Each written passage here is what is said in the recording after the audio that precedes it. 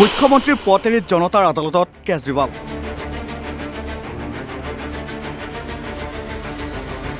অৰবিন্দ কেজৰিৱালৰ ডাঙৰ অভিযোগ, দুৰ্নীতিত লিপ্ত হ'বলৈ বা মুখ্যমন্ত্ৰীৰ চকীত বহিবলৈ ৰাজনীতিত যোগদান কৰা নাছিল, দুৰ্নীতি কৰিবলৈ বা টকা উপাৰ্জন কৰিবলৈ অহা নাছিল, দেশৰ ৰাজনীতি সলনি কৰিবলৈ আহিছিল কেজৰিৱাল।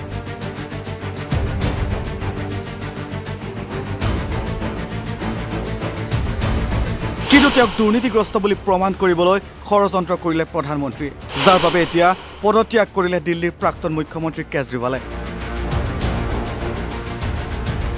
দিল্লীৰ প্ৰাক্তন মুখ্যমন্ত্ৰী তথা আম আদমী পাৰ্টিৰ মুৰব্বী অৰবিন্দ কেজৰিৱালে 22 ছেপ্টেম্বৰত যন্তৰ মন্তৰত দিয়া জনতা কি আদালত ভাষণৰ সময়ত প্ৰধানমন্ত্ৰী মোদী নেতৃত্বাধীন চৰকাৰক তীব্ৰ সমালোচনা কৰে।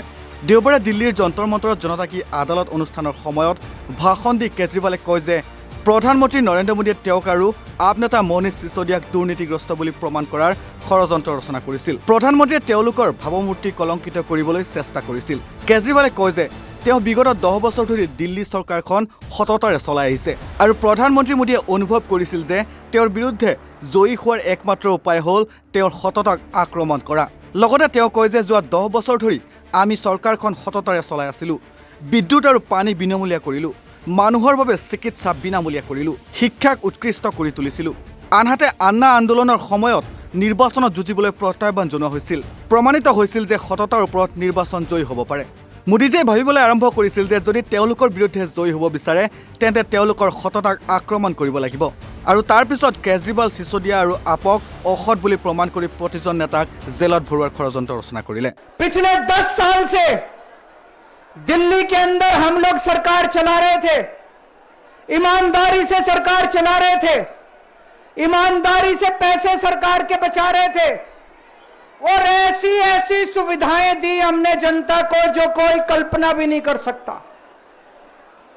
बिजली 24 घंटे कर दी, बिजली फ्री कर दी, बिजली पानी फ्री कर दिया, महिलाओं के लिए बसों का किराया मुफ्त कर दिया, बुजुर्गों के लिए तीर्थ यात्रा कर दी, शानदार अस्पताल मोहल्ला क्लिनिक बना दिए, लोगों का इलाज मुफ्त कर दिया, शानदार स्कूल बना दिए, लोगों की शिक्षा शानदार कर दी, बच्चों को भविष्य दे दिया।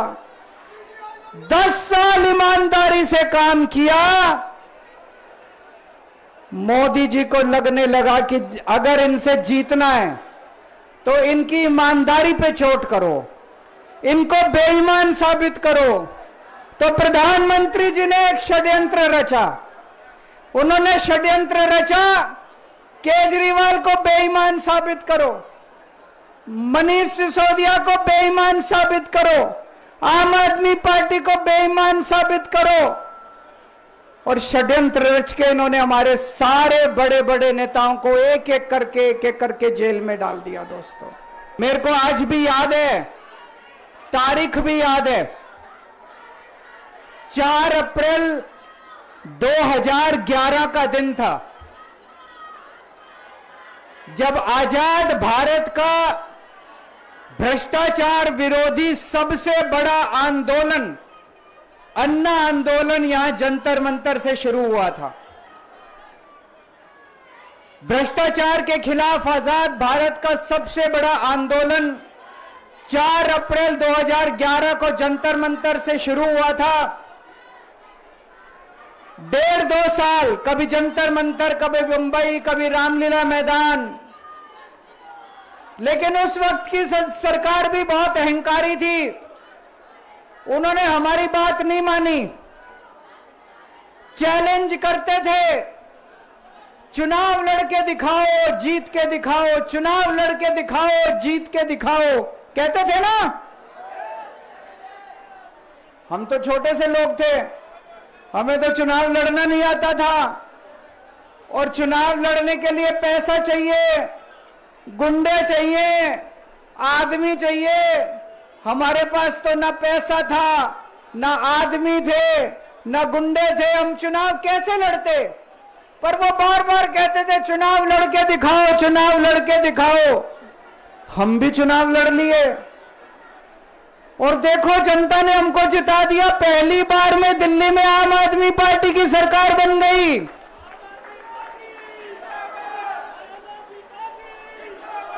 देश के अंदर हमने 2013 में चुनाव हुए थे, देश के अंदर साबित कर दिया ईमानदारी से चुनाव लड़े भी जा सकते हैं और ईमानदारी से चुनाव जीते भी जा सकते हैं।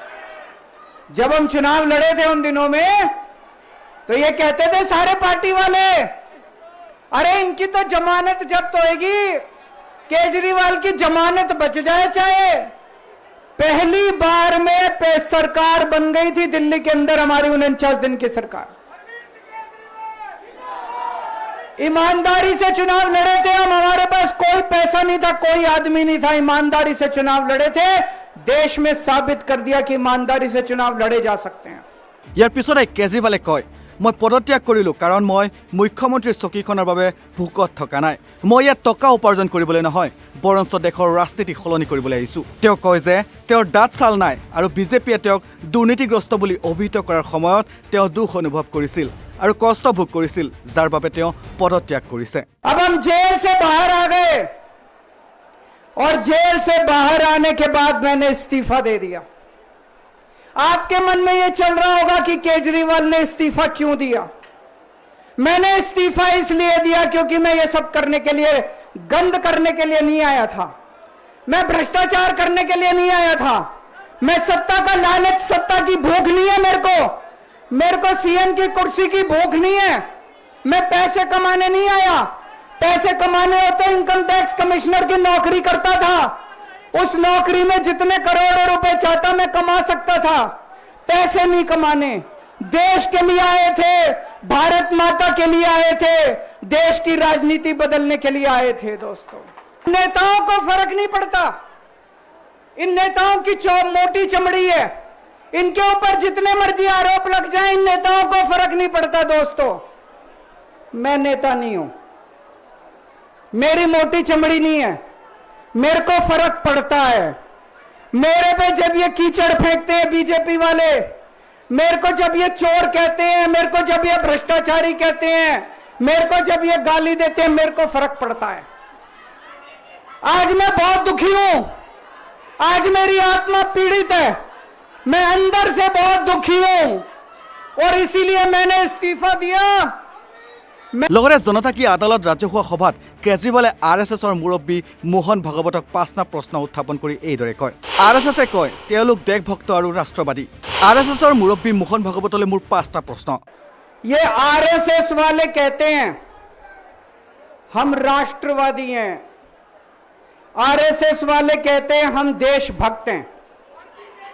आज मैं पूरे सम्मान के साथ, आरएसएस के प्रमुख हैं श्री मोहन भागवत जी, मैं पूरे सम्मान के साथ मोहन भागवत जी से 5 प्रश्न पूछना चाहता हूं और आपका समर्थन चाहता हूं। अगर मैं कोई गलत प्रश्न पूछूं तो बता देना और सही प्रश्न पूछूं तो मैं आपसे हाथ खड़ा करवा के पूछूंगा। প্ৰথমটো প্ৰশ্ন, যেনেদৰে নৰেন্দ্ৰ মোদীয়ে ইডি চিবিআইৰ দৰে কেন্দ্ৰীয় সংস্থাসমূহ ব্যৱহাৰ কৰি অন্য দলসমূহ ভাঙি বিৰোধী চৰকাৰখনক উৎখাত কৰাৰ কৌশলক তেওঁ সমৰ্থন কৰে নেকি? मेरा पहला प्रश्न है मोहन भागवत जी से, जिस तरह मोदी जी देश भर में लालच देके या ईडी और सीबीआई की धमकी देके, डरा के दूसरी पार्टी के नेताओं को तोड़ रहे हैं, पार्टियां तोड़ रहे हैं, सरकारें गिरा रहे हैं, क्या यह देश के लिए सही है? मैं मोहन भागवत जी से पूछना चाहता हूं, क्या आप नहीं मानते कि यह भारतीय जनतंत्र के लिए हानिकारक है?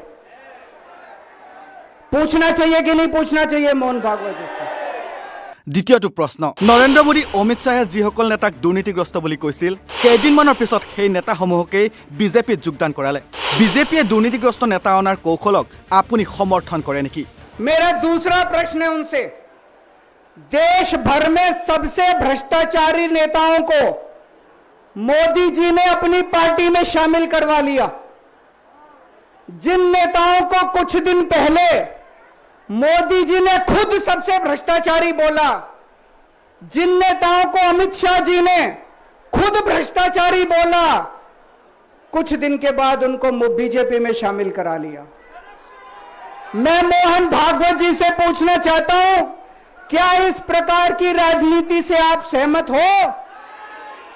क्या आपने कभी ऐसी बीजेपी की कल्पना की थी? पूछना चाहिए कि नहीं पूछना चाहिए मोहन भागवत जी से? তৃতীয়টো প্ৰশ্ন, বিজেপিৰ জন্ম আৰএছএছৰ দ্বাৰা হৈছিল, গতিকে আৰএছএছৰ এইটো চোৱাৰ দায়িত্ব যে বিজেপি পথভ্ৰষ্ট নহওক। কিন্তু আজি বিজেপিৰ পদক্ষেপক আপুনি সমৰ্থন কৰেনে? আৰএছএছৰ মুৰব্বী হৈ আপুনি নৰেন্দ্ৰ মোদীক দুৰ্নীতি কৰাত বাধা প্ৰদান কৰিছেনে? मेरा तीसरा प्रश्न है मोहन भागवत जी से, बीजेपी आरएसएस की कोख से पैदा हुई है कि नहीं है? कहा जाता है ये देखना आरएसएस की जिम्मेदारी है कि बीजेपी पथभ्रष्ट ना हो। मैं मोहन भागवत जी से पूछना चाहता हूं, क्या आप आज की बीजेपी के इन कदमों से सहमत हैं? क्या आपने कभी मोदी जी से ये सब ना करने के लिए बोला? मोहन भागवत जी बताएं कि क्या आपने मोदी जी को ये सब गलत हरकतें करने से रोका कभी? पूछना चाहिए नहीं पूछना चाहिए? চতুৰ্থটো প্ৰশ্ন আৰএছএছৰ মুৰব্বী মোহন ভাগৱতলৈ। জেপি নাড্ডাই লোকসভা নিৰ্বাচনৰ সময়ত কৈছিল বিজেপিক এতিয়া আৰু আৰএছএছৰ প্ৰয়োজন নাই, আৰএছএছ হ'ল বিজেপিৰ মাতৃ সদৃশ।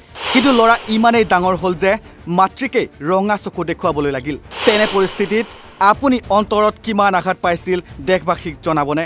मेरा चौथा प्रश्न है मोहन भागवत जी से, जेपी नड्डा जी ने लोकसभा चुनाव के दौरान उन्होंने कहा कि बीजेपी को अब आरएसएस की जरूरत नहीं है। आरएसएस बीजेपी की मां समान है कि नहीं है? क्या बेटा इतना बड़ा हो गया कि मां को आंखें दिखाने लग गया? क्या बेटा इतना बड़ा हो गया कि आज मां को आंखें दिखाने लग गया? जिस बेटे को पाल पोस के बड़ा किया, जिस बेटे को प्रधानमंत्री बनाया, आज वो बेटा पलट के मां को अपनी आंखें दिखा रहा है। मातृतुल्य संस्था आरएसएस, आज वो बेटा अपनी मातृतुल्य संस्था को आंखें दिखा रहा है। मैं मोहन भागवत जी से पूछना चाहता हूं, जब नड्डा जी ने ये कहा तो आपके दिल पे क्या गुजरी, आप जरा बताइए इस देश को। क्या आपको दुख नहीं हुआ? मैं आरएसएस के हर कार्यकर्ता से पूछना चाहता हूं, जब नड्डा जी ने कहा कि हमें आरएसएस की जरूरत नहीं है, क्या आरएसएस के हर कार्यकर्ता को दुख नहीं हुआ? পঞ্চমটো প্ৰশ্ন কেজৰিৱালৰ, বিজেপিৰ অৱসৰৰ বয়সৰ নিয়ম মোদীৰ ক্ষেত্ৰত প্ৰযোজ্য নহয় নেকি? যিদৰে বিজেপিয়ে লালকৃষ্ণ আদৱানীৰ ক্ষেত্ৰত কৰিছিল, আপোনালোকে মিলি এইটো এই আইন বনাইছিল। मेरा पांचवा प्रश्न मोहन भागवत जी से मैं कहना चाहता हूं, आप ही लोगों ने मिलकर कानून बनाया था कि 75 साल के होने पे कोई भी व्यक्ति रिटायर होगा।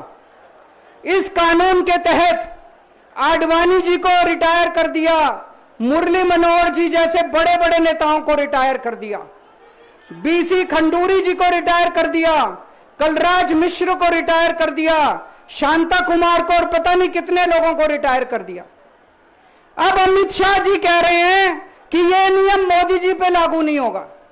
तो मैं मोहन भागवत जी से पूछना चाहता हूं, क्या आप इससे सहमत हो कि जो नियम आडवाणी जी पे लागू हुआ वो मोदी जी पे लागू नहीं होना चाहिए?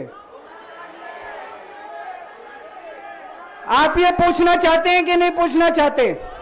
ভাষণৰ শেষত অৰবিন্দ কেজৰিৱালে আগন্তুক দিল্লী বিধানসভা নিৰ্বাচনক নিজৰ বাবে অগ্নি পৰীক্ষা বুলি অভিহিত কৰি ভোটাৰক তেওঁক অসৎ বুলি বিশ্বাস কৰিলে তেওঁক সমৰ্থন কৰাৰ পৰা বিৰত থাকিবলৈ আহ্বান জনায়। মুঠতে আগন্তুক দিল্লী বিধানসভাত ভোটাৰে বা জনতাই কি পদক্ষেপ ল'ব সেয়াহে পৰৱৰ্তী সময়ত লক্ষণীয় হ'ব। নিউজ ডেস্ক ৰিপৰ্ট, নৰ্থ ইষ্ট নাও।